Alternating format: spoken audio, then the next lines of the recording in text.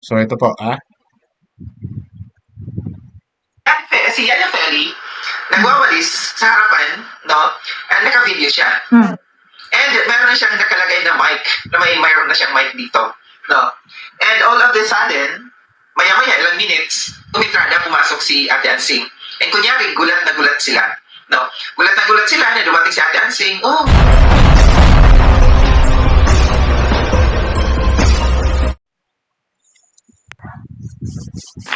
alright.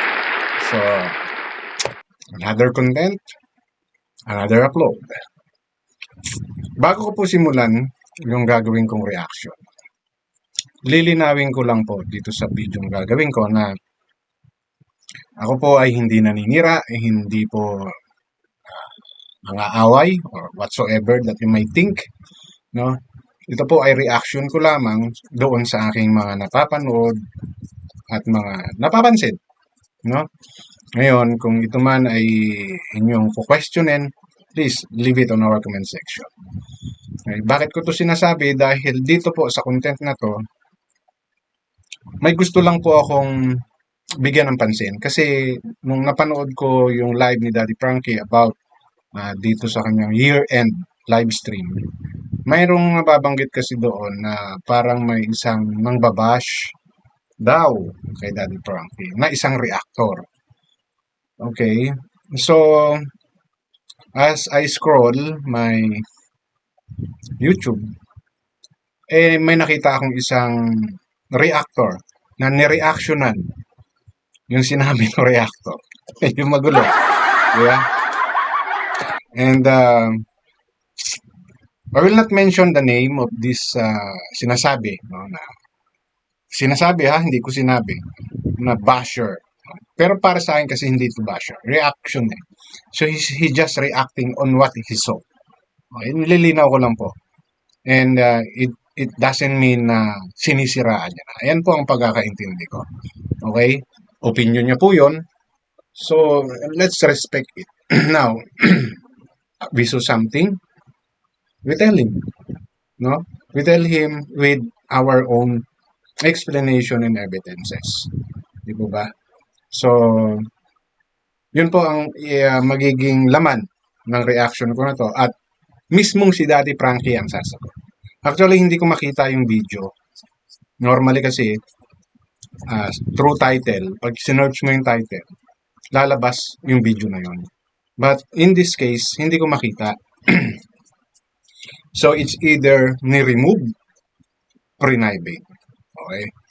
And if I were him, no, dito sa vlog, sa reactor na to, rather than removing it, why not make another video correcting yourself? Diba? There's nothing wrong in correcting yourself. Everybody commit mistake. And the problem is, kaya mo bang bawiin? Kaya mo bang mag-sorry? Mag-public apology? Because doon sa ni-reaction na nitong reactor na to, kahit ako, no, kahit ako ay nagduda doon sa inasal ni Ansing, no, na kung naalala ninyo, kumanta si Ansing before mag-New Year. Yun na yung inuwi niya yung prutas, kukunin niya yung butal doon sa pera ni Oliver. So, yun po yung ni-reactionan nitong reactor nito. Actually, maybe pag narinig niyo yung boses niya, ma-identify niyo siya. Ako kasi hindi ko alam kung ano yung new another channel niya. No, kaya ayaw ko i-mention yung kilala kong channel niya. No? Through his voice, maaring makilala niyo siya. No? Sa Kalingap siya. Reactor siya ng Kalingap. Okay? Yun po, yung lalaman ng content ko na to.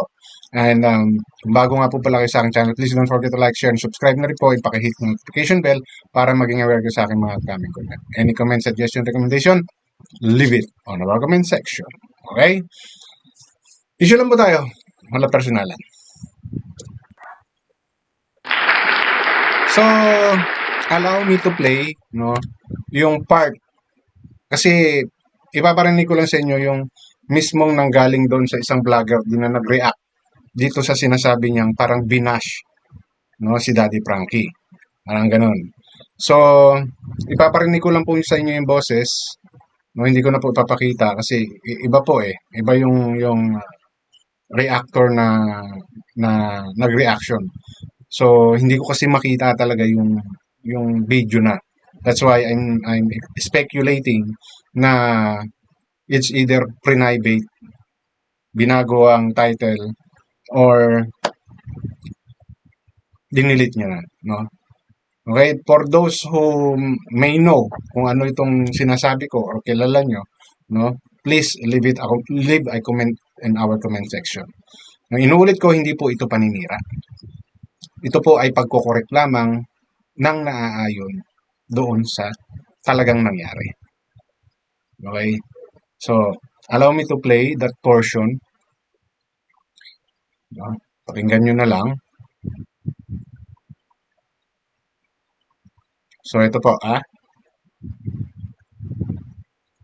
Si Yaya Feli, nagwawalis sa harapan, no? And naka-video siya. And meron na siyang nakalagay na mic, na mayroon na siyang mic dito, no? And all of the sudden, maya-maya, ilang minutes, umitrada, pumasok si Ate Ansing. And kunyari, gulat na gulat sila, no? Gulat na gulat sila na dumating si Ate Ansing, oh, dumating ka. Pero, magtataka kayo, yung isang tao, no? Yung isang tao na nagwawalis lang, may naka-ready ng camera, may naka-ready ng mic, no? Na naka-pin na mic. So dito ako napaisip, oh, scripted nga, no? Scripted nga ang dating dito, ang datingan dito sa ano. Kasi biglang entrada si Ate Ansing, biglang dumating di umano. And base Okay? So, the way niya dinideliver yung sinasabi niya, so by now, maybe some of you knows him, no? Kahit ako kilala ko siya dun sa channel niya. But since hindi ko makita yung another channel, kasi in-upload ko dun sa new channel niya, na hindi ko alam yung pangalan, so, hindi ko na may mention. Pero doon sa boses niya, maybe some of you, no, kilala siya. Okay? And based doon sa sinasabi niya, eh, parang ang conclusion niya is scripted, no? Kung maalala nyo, kahit ako, gumawa ako ng content nito, na kahit ako, nagtataka or nagdududa kung ito ba ay totoo o hindi, no? So, may nasabi ako doon, di ba? Na baka scripted, no? Kasi nga, based on my observation and everything. Pero, nung mapanood ko to, ito naman yung kay Daddy Frankie.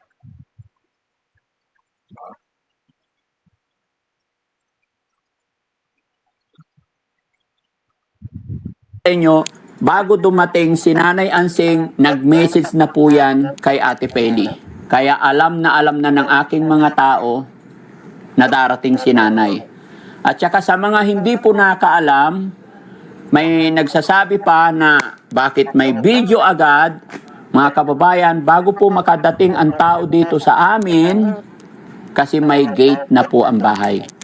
So, mula doon sa gate, bago makapasok, syempre, mga vlogger po yung mga kami, mga vlogger ang mga kasama, bago dumating, naka-ready na po yun. Diba? Pero yun nga po, hindi ko madirektang masagot na scripted or what, kumbaga, sinakyan na po ni Jessie yung mga sinasabi ni Nanay Ansing. At hindi rin sila makapag-decide na hindi pwede yan, hindi pwede yan. Diba? Kaya naging ganun ang resulta. Kaya ako po, Okay? So, base mismo yan kay Daddy Frankie. No? Nung ako narinig ko yan, when I created my new content, no, naghingi ako ng apology. No? Dahil nga, hindi ako makapaniwala sa inasal ni Ansing. No? Na kaya niyang umasal ng ganun. And with regards doon sa mic at my video, ganun din yung naging reaction ko. How come meron ng mic at saka video?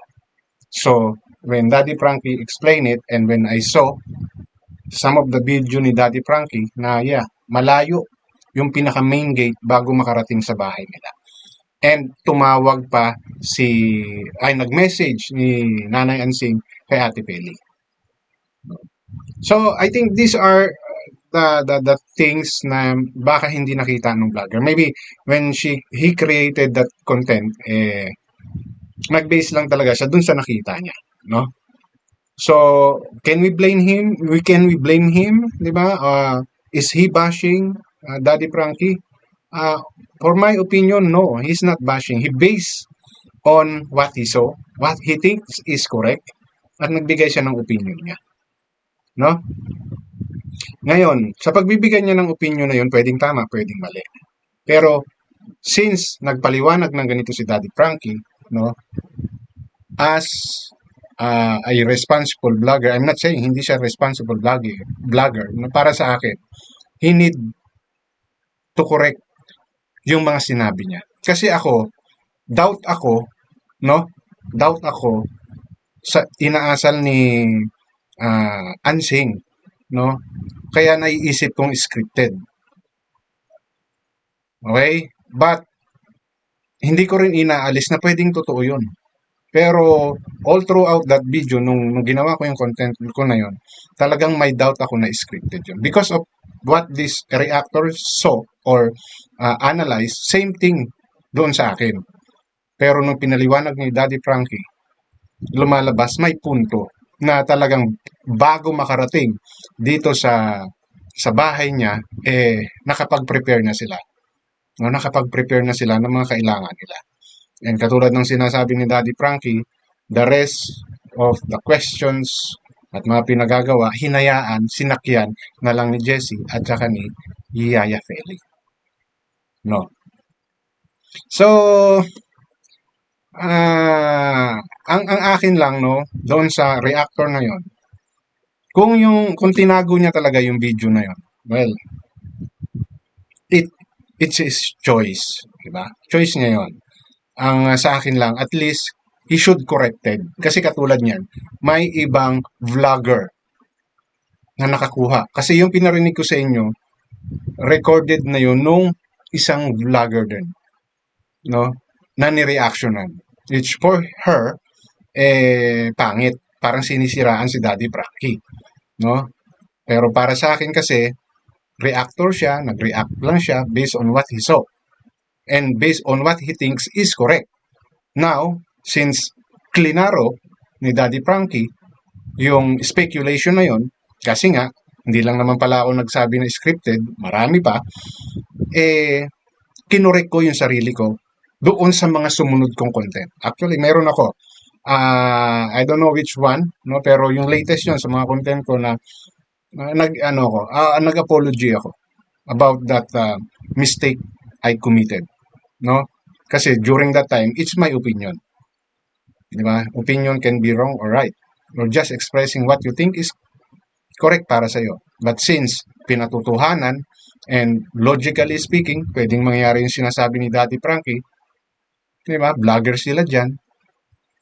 Yung distance from the main gate to the house, di ba? And normally, talagang yung mga camera, mic is madali nilang madampot yan. So, they can prepare. Diba? Kahit kasi ako, yung mga napansin ng reactor na yun, yung napansin ko rin. Yun nga lang, nagkamali ako. No? Na hindi siya scripted. Which really put Ansing in a position na talagang napasama siya. No? Kaya nga ako noong una, hoping ako na script lang siya. Scripted lang siya dahil grabe naman sa kakapalan ng mukha si Ansing para sabihin yun. At gawin yun. Na ultimo yung prutas. Ay, inuwi niya talaga. Di ba? So,